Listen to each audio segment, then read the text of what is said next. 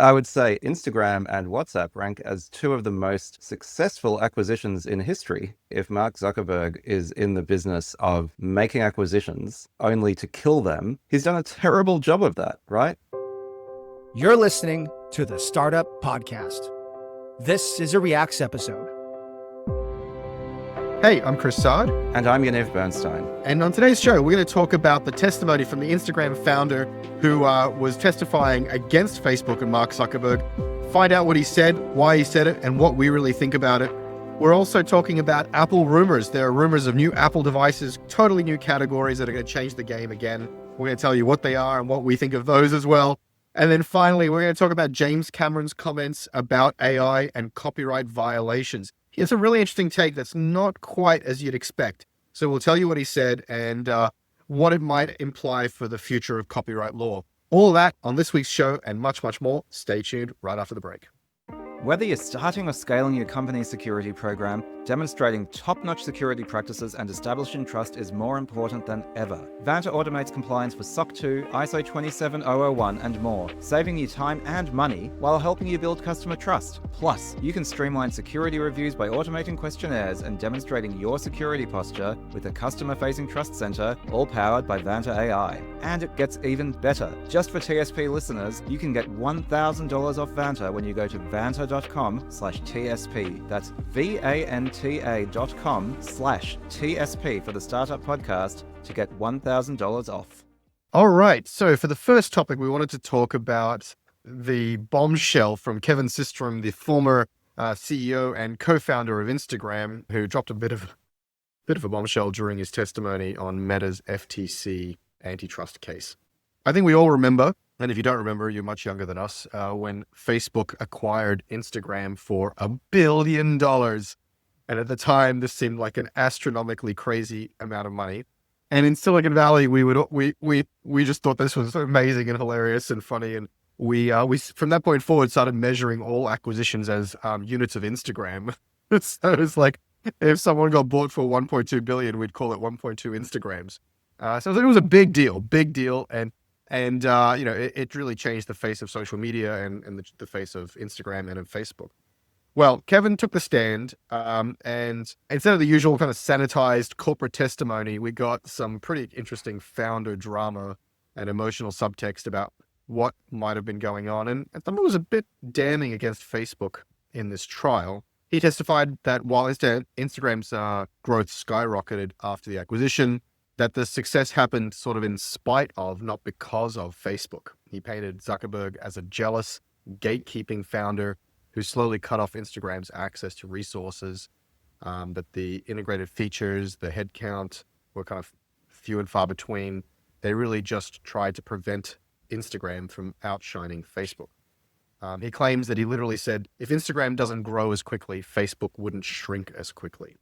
So yeah, he really aired a lot of, dirty laundry and a lot of ill feelings towards Zuckerberg and painted Zuckerberg to seem like a kind of a jealous, guarded person that really wasn't helping Instagram. What do you make of this? Is this classic founder acquirer attention? The founder tends to always dislike the new acquisition parent company. Is this just sour grapes, or is this really the way Zuckerberg operates and more food for the FTC fodder in this antitrust case? Yeah, I think the short answer is yes. It is a classic acquiree syndrome where, you take the bag of gold and suddenly you realize you've given up something quite precious in return for it, which is your freedom and your autonomy to do things as you wish. Here's what I would say.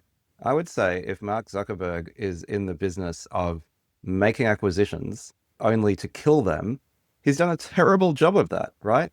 I would say Instagram and WhatsApp rank as two of the most successful acquisitions in history. And, in a sense, that's the basis for the Meta antitrust trial. So to hear Kevin Systrom come and say, well, actually, Zuckerberg gave us no support. He tried to kill us. He didn't like me. It comes across as odd. I can certainly believe that they didn't like each other. I think Zuckerberg maybe isn't a very likable person. And it's also two founders with big egos and everything like that. So sure, could there have been personal tension? Yes. Did Kevin Systrom get everything that he wanted in terms of control and autonomy and resources for Instagram? No doubt he didn't. But to say that they weren't supported and that they succeeded in spite of Meta, that seems very odd. But, I can certainly see from an interpersonal point of view, Chris, interested in your thoughts on this, is, Facebook was the social network that everyone was on, and Instagram became the cool version of Facebook. And I think, the acquisition was in recognition of that. But at the same time, the idea that basically Instagram was going to completely destroy Facebook, even if it was in the commercial interests of the company, I can see that could be a bitter pill for Mark Zuckerberg to swallow. However, I would say he's swallowed it, right? Like, that's the world we're living in today.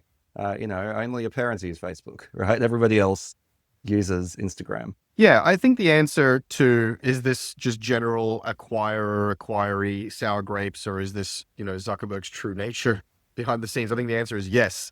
It's both. I imagine Zuckerberg is difficult to deal with. He has his opinions, he has his strategies, he has how he wants to play things out. And yes, I'm sure Systrom was, frustrated by having a lack of autonomy and freedom to do all the things he wanted to do, and believed he should have gotten more support. But yeah, I tend to agree with you. I have come to believe that you really shouldn't bet against Mark Zuckerberg, and that he is typically 1 or 2 or 3 or 5 steps ahead of you. And I think he may have had some reservations at the beginning to kind of, maybe if not starve it, at least leave it resourced how it was resourced, see how it does. But I think in the fullness of time, it's pretty clear that they fed that thing pretty hardcore. They've integrated it into all their notifications and cross-posting and everything.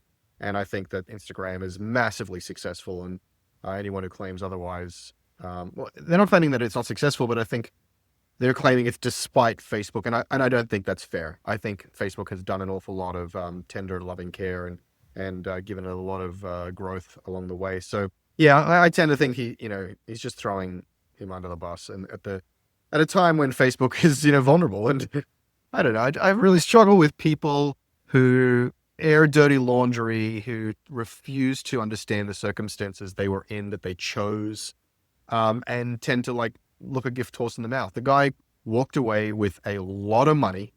His baby is, the crown jewel of the Facebook Meta empire. Just have some class. Yeah. And go and do the next thing. So I think the real lesson here for founders listening to this is be careful what you wish for, Chris. A lot of people start startups. Sure, money's great, but to build something of that scale, you're really passionate about it. It's your life. It's your baby. Like you said, you know about how it works. You want what's best for it. You believe you know what's best for it. And then you sell that baby for a big bag of gold, and you've lost it, right? In return for the money, you have given up control. And people often find, oh, I'm sitting here with my millions, hundreds of millions, maybe even billions of dollars, but I never wanted or needed that much money. I realized that my true love, the thing that woke me up in the morning, was being able to take this thing that I'm building and keep building it the way that I want to build it. And Kevin Systrom lost that. And it's a story as old as VC. I don't know, right? Like that, when you sell your company, it cannot be the great triumph that you hoped it would be. And I think that's the lesson. Be careful before you sell. Yeah, I think also the lesson is have a bit of class and dignity as well. He disappeared off the scene, didn't do anything, comes back with sour grapes and throws Zuckerberg under the bus at a moment of weakness. I think it's just doesn't show much class. And so I think that's the other lesson, just a life lesson, I think, in general. All right, well, let's talk about our second topic here. There are 2 big Apple rumors in the water right now. The first one is a rumor about Apple's new AR smart glasses, and the second is about an iPhone Foldable. So let's talk about each one in turn. The first is the smart glasses. It's apparently rumored to be called Project N50 internally, with a target launch date of 2027. It's intended to be this lightweight, everyday wearable akin to the Meta's Ray-Ban glasses, which I'm wearing right now if you're watching the video. The idea is that it's going to have integration of Apple Intelligence and Siri, God help us. It's going to have, cameras, microphones, speakers, and it's a practical AI wearable that's a stepping stone towards a full AI and AR powered glasses in the future. So think of it as your very first iPhone version of these things, really rudimentary, just like the Meta Ray-Ban glasses, but it is, a product category that they want to put onto a trajectory of full AR. I've talked about my belief that between earpods and smart glasses, these are the future of computing. It's sort of this ambient AI conversational computing. I think you'll only be pulling out your iPhone or some kind of slate piece of glass for high bandwidth interactions. But most of the time, you'll just have this ambient interaction with your wearable computers. And I think, earpods and glasses are going to be the form factor du jour, the form factor of choice for most people. So I'm frankly a little surprised that this didn't happen sooner for Apple. I think they've been distracted by stupid stuff like the Vision Pro, which is the overpriced AR VR glasses, and the car, which I think was a completely insane random side journey. This is the thing they should have been working on from the beginning. What do you think? Yeah, I mean, look, you mentioned the Apple Vision Pro, and that's what's on my mind. I don't think they were distracted by it as such. I think they made a strategic error and they're now correcting it, right? I think they made a bet that you basically start with a relatively bulky, very expensive device that can basically do the things that you believe that an AR headset should be able to do. But you've made various compromises, like I said, on form factor, on price, and things like that. And now, and while they've been doing that, that clearly hasn't been a huge success. But while that's been happening, Meta have been quietly kicking ass with these Meta glasses, which you are rocking right now, looking very fine. And, that's sort of the thing, right? Where you're like, oh, okay, instead of sort of going top down, where you start with the experience you want and wait for the hardware to catch up, you start with the form factor that makes sense. And then as that improves, you can add more capability. That's clearly the right strategic thing to do. Hindsight is always 2020. And you can say, well, that's sort of obvious, right? Like, it wasn't ready. The technology wasn't ready. They tried to make it happen anyway, and it was the wrong thing to do. But, whether or not that was like a foreseeable error, it was clearly an error. And now they're like, okay, we're seeing the reality and we're pivoting, which is the right thing to do, right? So it's like, okay, is Apple well positioned to compete with Meta on the glasses? I would say yes, with the exception, as we've discussed previously, Chris, that Siri and Apple Intelligence seem to be really, really lagging, and Apple seem to be having difficulty getting their ducks in a row there. But, they might eventually.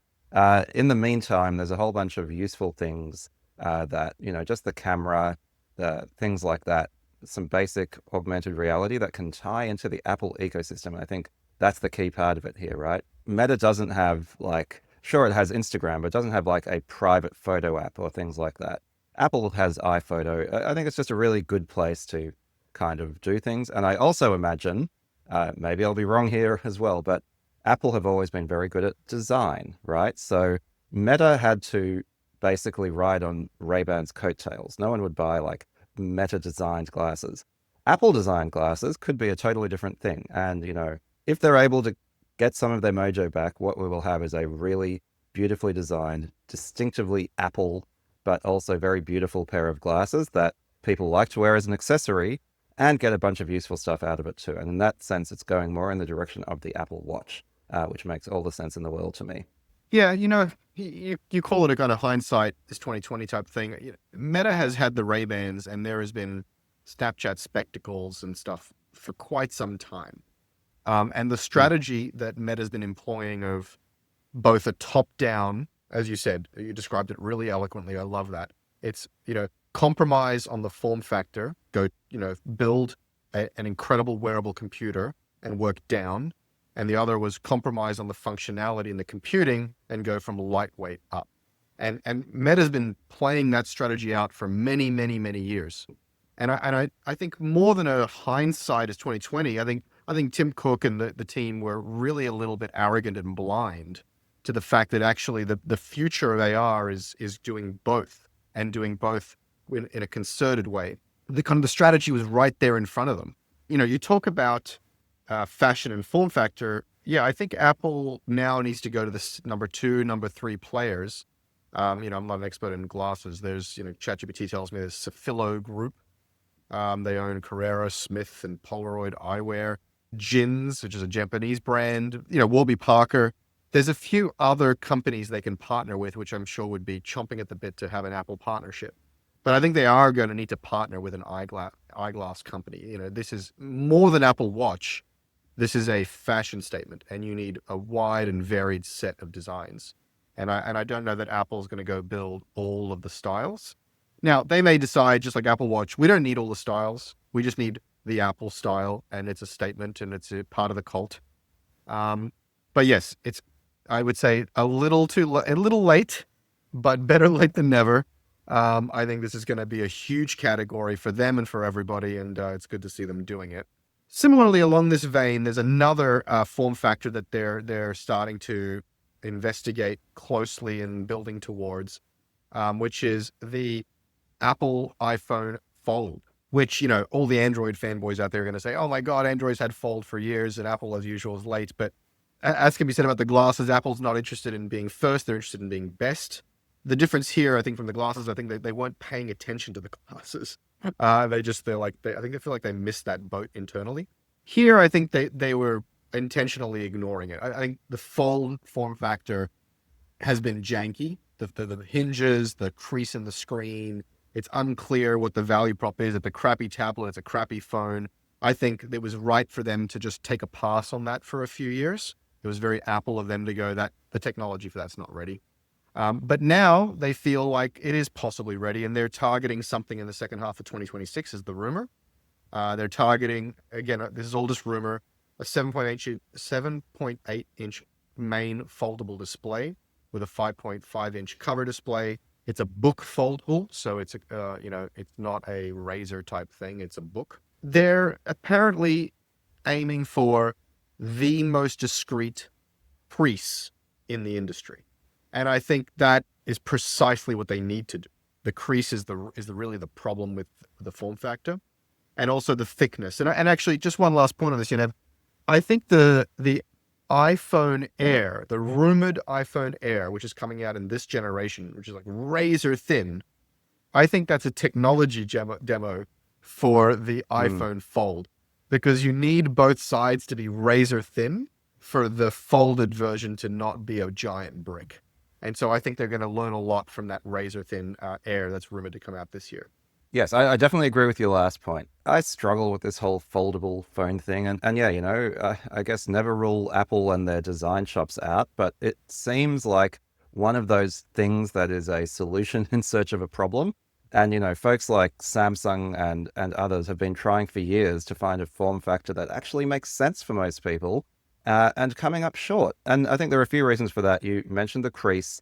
There's the thickness and the added weight. These are all problems that I guess are somewhat solvable, although a foldable phone will always be heavier than an unfoldable phone that's using the same technology. One of the big things, though, I guess there are two things that I've seen with other people using these things and also playing with them myself that I think are somewhat less solvable, right? One is that the way that we use our phones is such a deeply engaged thing that an extra action to like unfold it, that's not something you want to do. You just want to have this device that's sort of always unfolded, right? And that's called a normal phone.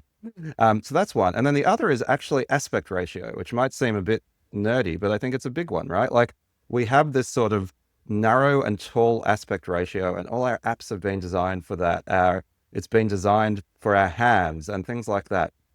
And so then when you have a foldable, you suddenly get something that is much closer to being a square. I think in the case of the Pixel Fold, it's actually a square. And you think to yourself, do I want a square screen? How often is that something that is useful to me? And the answer is not that often. Like, it's not even that great. You say, oh, great, bigger screen for watching movies. Well, good luck. You're going to have giant letterboxing on it. So, yeah, I don't know, man. I don't get it. I don't see a foldable in my future anytime soon. And I think the technology is just so incredibly cool. I'm blown away that you can make an LCD screen that has a crease in it. But in terms of actual utility, I think they're barking up the wrong tree. And like I said, one doesn't tend to write off Apple.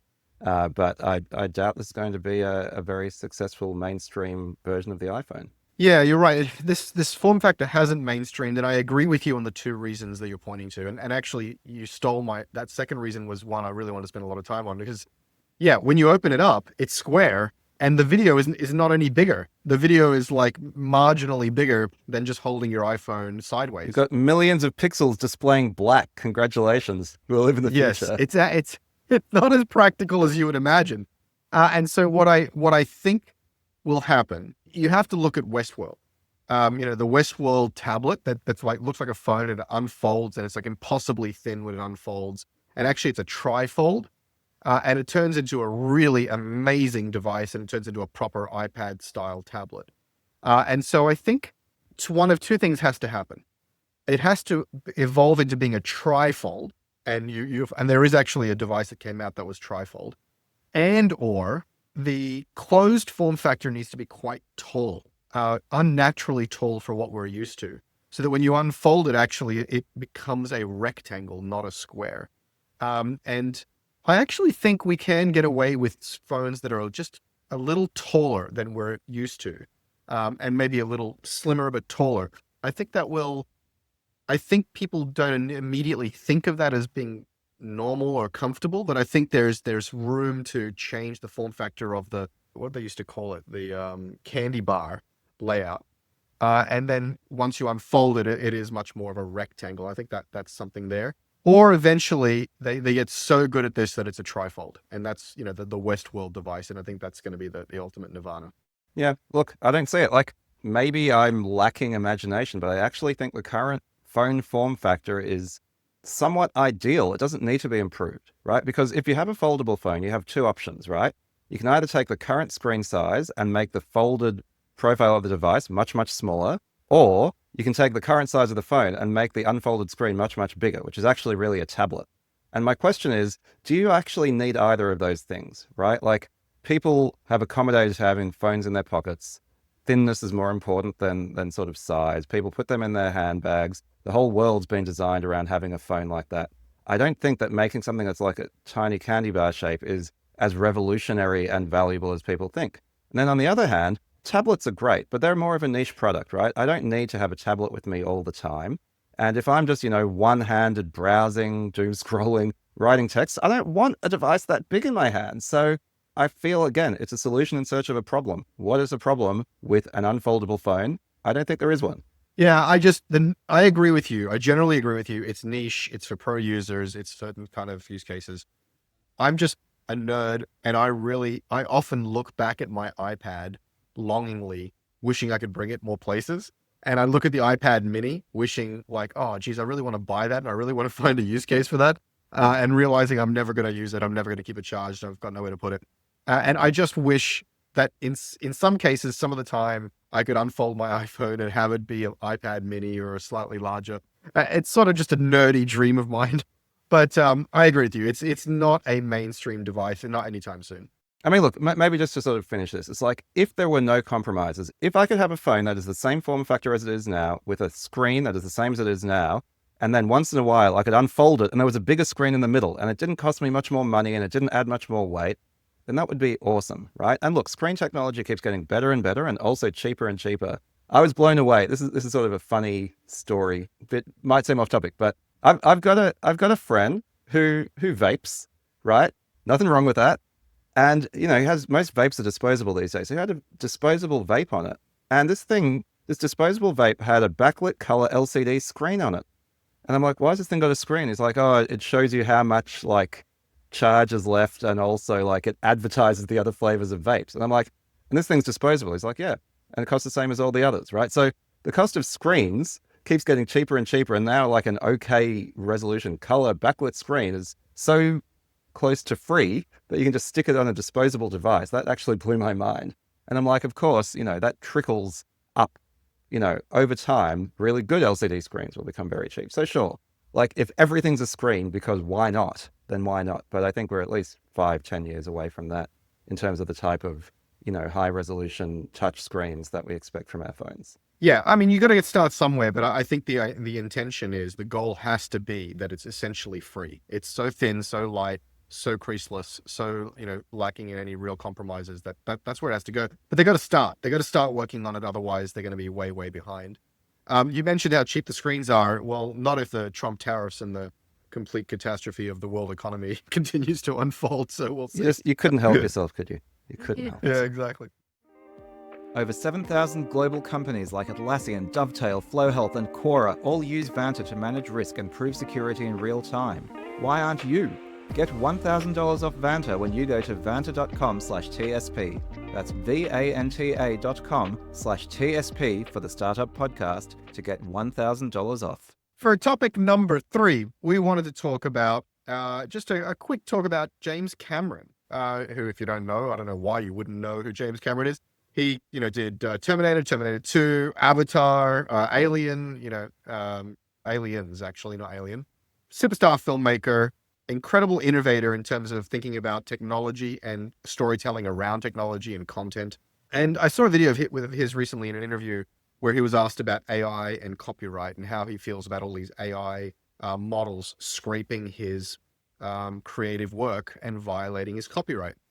And I thought his response was really interesting because he said, I think anybody who's talking about models scraping copyright content is just completely missing the point. He says, look, we are all walking models. Our brains are just biological computers. We're all scraping the world all the time. You can't control what I scrape, what I consume, what I see, what I fold into my, my mental model and into my, my inspirations. And so trying to protect against that is silly, according to him. What he's saying is, I was informed and influenced by Star Wars. And it taught me a whole, cinematic vocabulary, and it inspired me to do all sorts of sci-fi, including Avatar.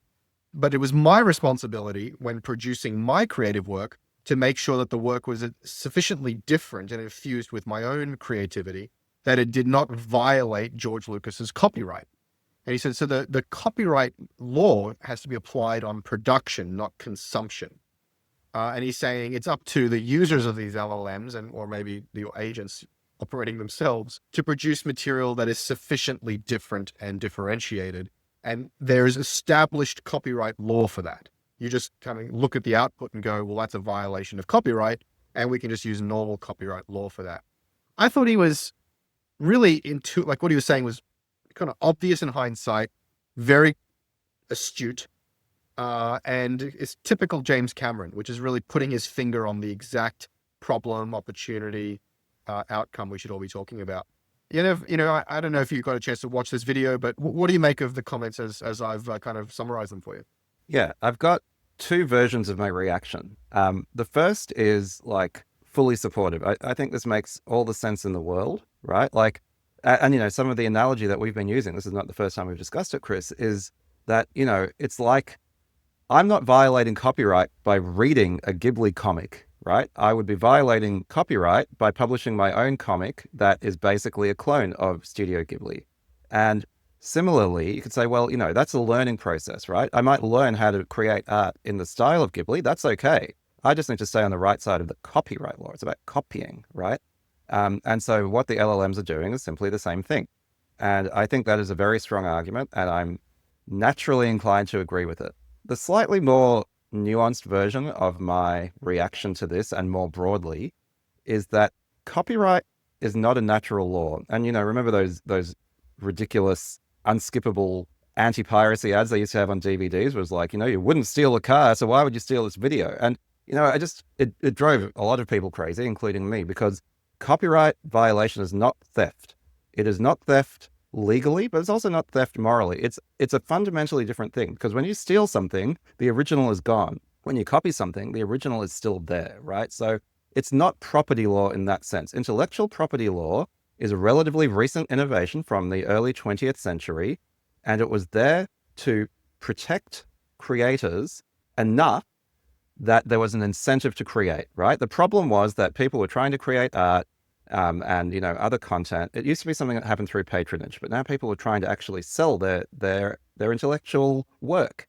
And if they had no protection for that, the incentive went away. So it was bad for them, bad for the economy, bad for innovation. So copyright laws were put in place, similar for patent laws, to give people a limited window in which they could have exclusive ability to make money off of their content, so that the incentive was there for them to do it. And then eventually it enters the public domain and it enriches everybody.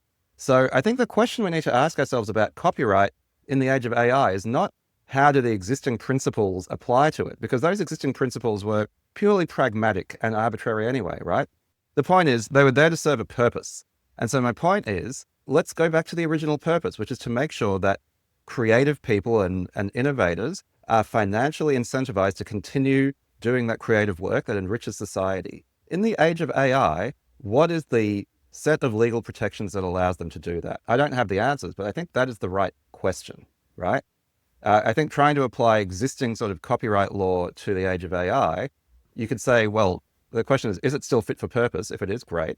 But maybe it's not fit for purpose and you need copyright reform or something that's different from copyright. It doesn't even need to be called copyright, but in the context of intellectual property, when an LLM can ingest your content and then produce stuff in the same style, what does it mean to have enough protection that you're still incentivized to, start the next great anime studio or whatever it is that you are passionate about doing?